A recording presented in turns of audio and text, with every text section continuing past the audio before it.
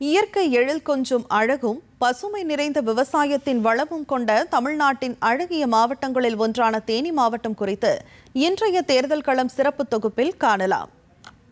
மேற்கு தொடர்ச்சி மலைகள் சூழ அருவிகள், ஆறுகள், குளங்கள், செழிப்பான விவசாய நிலங்கள், கால்நடைகள் என இயற்கை அழகையும் கிராமத்து வாழ்வியலையும் அடிப்படையாக கொண்ட தேனி மாவட்டத்தில் வேளாண்மை தொழிலே பிரதானமாக உள்ளது.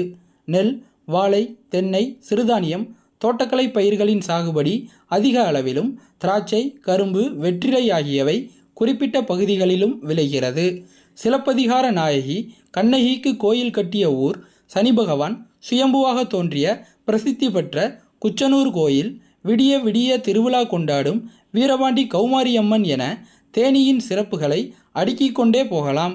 இங்குள்ள வாக்காளர்கள் எம்ஜிஆர், ஜெயலலிதா, ஓ பன்னீர்செல்வம் என 3 முதலமைச்சர்களை ஜெயிக்க வைத்த வரலாற்றுக்கு சான்றாக உள்ளனர். இங்கு ஆண்டிப்பட்டி, பெரியகுளம், போடிநாயக்கனூர் மற்றும் கம்பம் என 4 சட்டசபை தொகுதிகளையும் சேர்த்து மொத்தம் 10 லட்சத்திற்கும் மேற்பட்டோர் வாக்களிக்க தகுதி பெற்றுள்ளனர்.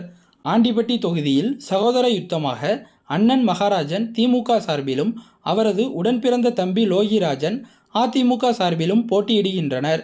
கடந்த தேர்தலில் தம்பியை வீழ்த்தி வெற்றி வாகை சூடிய மகாராஜன் மீண்டும் வெல்வாரா அல்லது இந்த முறை தனது அண்ணனை வீழ்த்தி லோகிராஜன் மகுடம் சூடுவாரா என்ற எதிர்பார்ப்பு எகிறியுள்ளது.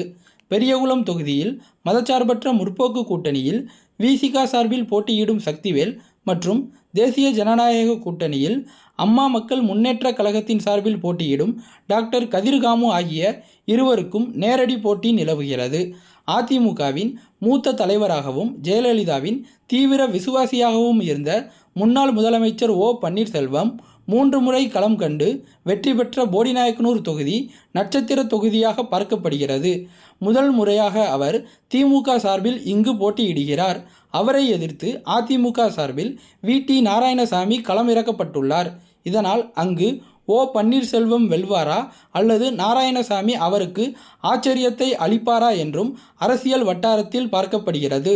கம்பம் தொகுதியில் திமுக சார்பில் 3 முறையும், மதிமுக சார்பில் 1 முறையும் என 4 முறை எம்எல்ஏவாக இருந்த ராமகிருஷ்ணன் திமுக சார்பிலும், அவரை எதிர்த்து போட்டியிட்டு 2016ஆம் ஆண்டு நடந்த சட்டப்பேரவை தேர்தலில் வென்ற ஜக்கையன் அதிமுக சார்பிலும் போட்டியிடுகின்றனர். இவர்கள் தவிர்த்து 4 தொகுதிகளிலும் நாம் தமிழர், தமிழக வெற்றி கழகம், புதிய தமிழகம் உள்ளிட்ட பல்வேறு அரசியல் கட்சிகளைச் சேர்ந்த வேட்பாளர்களும் சுயேட்சை வேட்பாளர்களும் என 70 பேர் இந்த தேர்தலில் களம் கண்டுள்ளனர். யார் வெல்வார், யார் தோற்பார், யார் வெற்றியை யார் தடுப்பார் என பல கேள்விகளுக்கு விடை தெரிய மே 4ஆம் தேதி வரை காத்திருப்போம். டிடி தமிழ் செய்திகளுக்காக தேனியிலிருந்து ராஜ்குமார்.